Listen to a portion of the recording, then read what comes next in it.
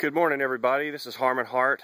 Thought I would share with you my Project Rans S-12 air rail that I picked up about a year ago, and I really haven't had time or funds to work on it till now.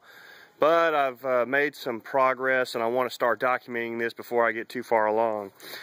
This was about a 1992 or 93 model kit. It came with a 582 gray head, which is what I'm going back with. The motor had only 40 hours on it, but it had been sitting so long that I decided to go ahead and send it off to Rotax Rick and have it freshened up, put the bigger diameter crank in there with the double slotted rods and his usual longevity and performance tricks. So it's off at Rotax Rick's right now, and I've got the fuselage down here at my home in Houston. Usually this would be up in Kingsland where my hangar is, but it had some pretty good options. It has the Tundra tires. It has, I bought the new updated Rans 9-gallon fuel tanks that go in the wings. I'm gonna upgrade a few things while I'm at it, and this is already cleaned up, if that tells you anything about it was actually really barn fresh is how I got it. The previous owner had built it. He was a spray pilot and wasn't really too impressed with the performance of ultralights and microlights. I guess not after, you know, driving an ag cat all those years. And so he actually just kind of let it sit. And when I came along and showed some interest in it, he offered to sell it, and I bought it from him. And the thing is that it needs a few updates. The first thing I'm going to do is remove this tail boom and change it out. There's an airworthiness directive on this tail boom and from Rans, and right here where it connects to the airplane, where this clamp is right here, there is supposed to be an aluminum tube shoved inside of this one as a doubler. And what you do is you shine a light in there, and if you can see that sleeve, you've got the updated tube. Well, I didn't, so I'm having to update that as well. So I bought the tail boom from Rans, and I've had it for several months, and I just haven't had the time to get started on it. But I just wanted to kind of let you know it's going to get all new covering. It's going to get green and gray paint job and green and gray covering. It's going to be really nice. It's got Tundra tires. Like I said, it's going to be a fun plane to fly, and that's about it for now. So stay tuned for more to come. Okay, I've been working diligently this morning to get the tail boom removed, and I finally did. It was a little bit of trouble, but it wasn't too awfully bad. The tail boom on the S-12 is attached in 6 places inside, right here on each side and here, and then 4 places that you can see right there. And then back in the back, you can see it in the distance, is the clamp that has 2 bolts on the bottom that squeeze it together to get it out. And so I have got that accomplished, and the tail boom is removed. Rans was nice enough to send me a new tail boom for only $850. If you look inside of this one, I hope you can see the doubler in there. We'll let the camera adjust. You can see the sleeve that's inside this tail boom, and that is what the upgrade calls for. Evidently, when you insert the tail boom and you clamp it right here, that's a stress point. So if you have a hard landing, that tail has a lot of moment arm, and it could probably collapse that tube there. I don't know that they ever had any trouble like that, but I'm assuming that's what the directive is about. I want to take a second to show you some things on the old tail boom. Inside where it was mounted, there's some nut plates in there that are riveted in that I'm going to replace. As you can see, there was some corrosion setting in on this one, and so I'm glad I replaced it anyway. And down here I've got to drill out those pop rivets, remove the builder's plate, and transfer all these holes to the new tail boom. I do have a building manual an assembly manual for this plane, and so that is my next step.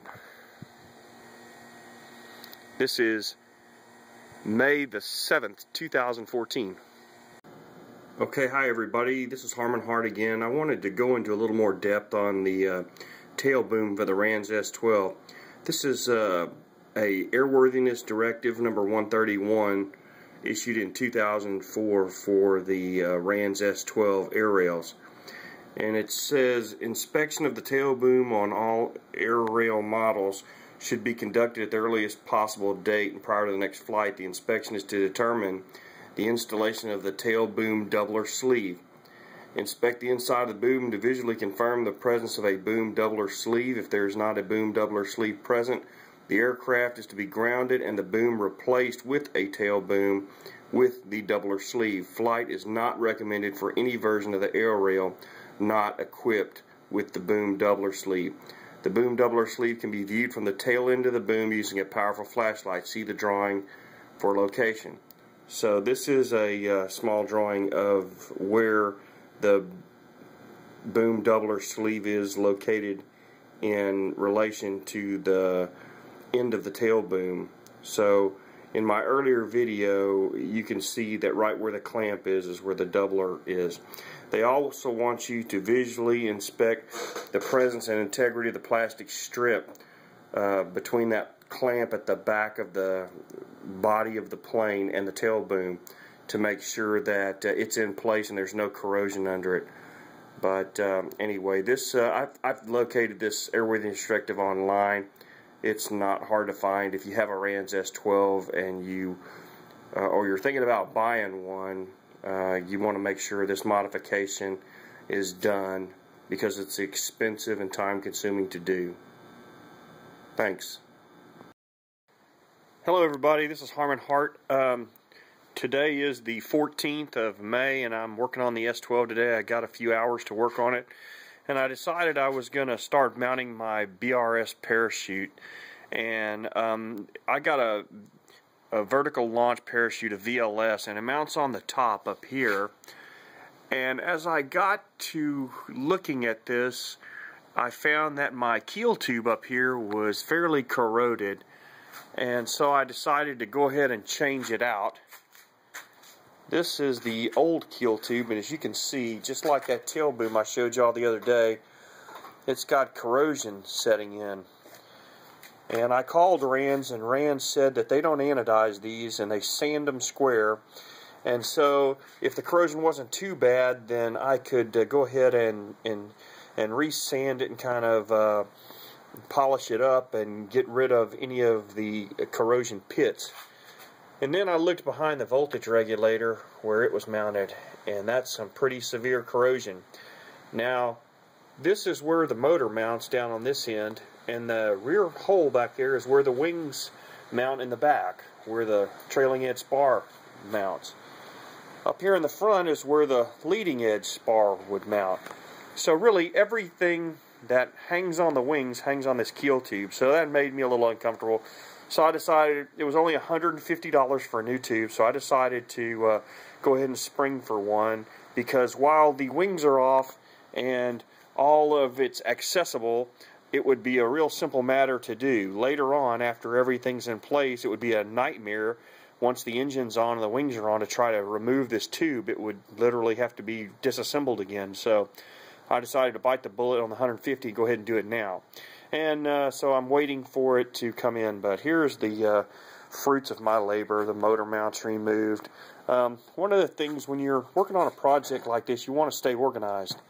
Everything I did is bagged, and every bag has a little note to me on it that I know what it means. And so everything is in this box, in this bag, for reassembly. I ran across a few fasteners that were questionable, and I'm going to end up probably replacing those. But for the most part, the rest of the structure looked pretty good. There wasn't any big problems anywhere else. I'm going to have to fit the parachute later. But I want to do all this before I get it painted, because I want it to be done in the correct order.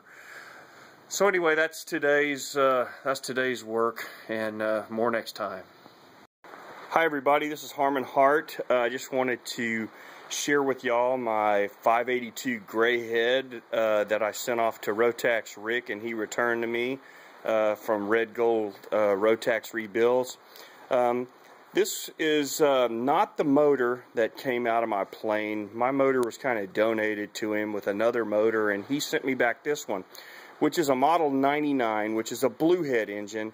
But I opted for the gray head option because I don't fly where it's really cool, and unless you're going to fly in cold weather, that blue head can cause you more problems than it can solve. This has actually got all the blue head upgrades because it is a blue head. It just has the gray head on top. This thing has double slotted connecting rods. He enlarged the oil feed passages. It's got a C gearbox, and I don't know if you can see down in there, but I had the RK400 clutch system put in this machine so that you can start it without the engine being under load. It's also got the electric starter option on here, but I just can't tell you how nice this engine looks with this stainless steel paint that Rotax Rick uses. I'm going to just kind of spin the motor around and let you see for yourself the quality of work that he did on this. It's just really impressive. And so I'm going to spin this engine around and let you see the other side. All the coils are just clean like new. The carburetors were all disassembled, cleaned, and they were shot with the stainless steel paint also. And all the wiring loom on this thing has just been wrapped really nicely. You can see what quality and attention to detail he took with my motor, and I can say right now, without even running the thing, that I would recommend his work. What he told me was actually, if you like the way it looks on the outside, you're going to love the way it looks on the inside. And so I've got to get the motor put back together. The only real problem I had, it was damaged a little bit in shipping, and this plug down here where that piece of tissue is, that was the oil feed line, or reservoir line for the rotary valve, and it's made out of pot metal, and it got broken, and so I've got to put a brass one in there. No big deal, I can screw that in myself. But all in all, this is just a gorgeous looking engine, which should give me real good service for years to come. And I just can't say enough nice things about the way this looks. It's just gorgeous. I also had Rick do the oil injection delete, as you can see down there, the oil injection block off plate. I'm gonna pre-mix my fuel from some bad experiences I had with Sea-Doos and other watercraft. So anyway, that's it. Hope y'all enjoy this. Anybody thinking about using Rick for a rebuild can rest assured that he really does do nice work. And you talk about great customer service, man.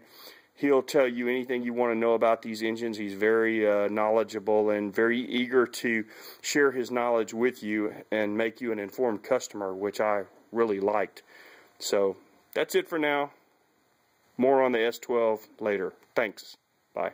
Hi everybody, this is Harmon Hart. I just wanted to give you a little update on the Rans. I'm picking it up this evening from the paint shop. The guy who painted it for me also buffed out the polycarbonate windshield. And I tell you, I wish now that I hadn't bought a brand new windshield for it, because he saved this. I didn't think it was possible. But it looks really good. The color is not white like it looks. It's a kind of a military gray and green. And it'll match the wings really good. But he's got it all painted up for me. And you can see the root tube is...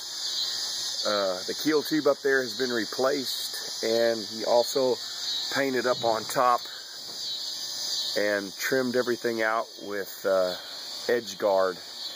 Looks real nice, but you can see my brand new keel tube in there and how nice that looks. No more crust and rust. But he did a really nice job on the paint. I'm really, really pleased. and he painted the tail boom gray as well. And I have it down here in this crate, and I'm in the process of taking this back to my hangar in Kingsland. So anyway, that's an update for now. Can't get over how nice those windows came out, but really nice looking job. Thank you, Danny Still. It's Harmon Hart, and I'm doing another installment on my Rans S-12.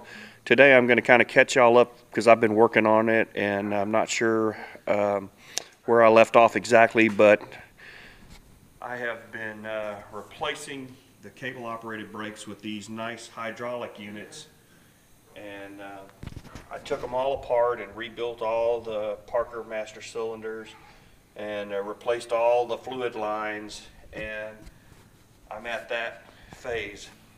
Unfortunately, this was a huge job. I had to remove the belly pan skin, I had to remove the door uprights and the windshield, which I was going to replace anyway. The polish job that the guy did for me lasted about 6 months, and then the window started to get sticky, and I think the polycarbonate was just so UV damaged that it was just not going to ever be good again. So I had already bought another brand new windshield, and so I decided to go ahead and put it on. Other things that I've done since then, I've got the engine mounted onto the Keel Tube, and I've got all the plumbing done, the exhaust is mounted, and I've been mostly getting organized and prepared to work.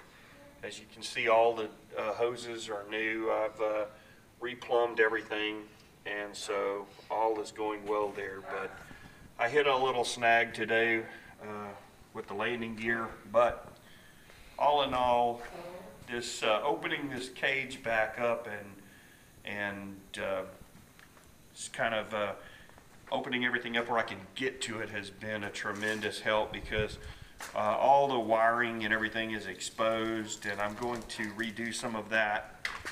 And so that's where I'm at today. I'll give you one more picture of the motor. It's my 582 in place, and the reason that sling is around there is because I'm taking the landing gear and putting the disc brakes on and taking the cable operated brakes off. So that's about it for this time. It's starting to fall together, and I'm getting a lot more work done on it. So I'll have another installment shortly. This is January the 3rd, 2016.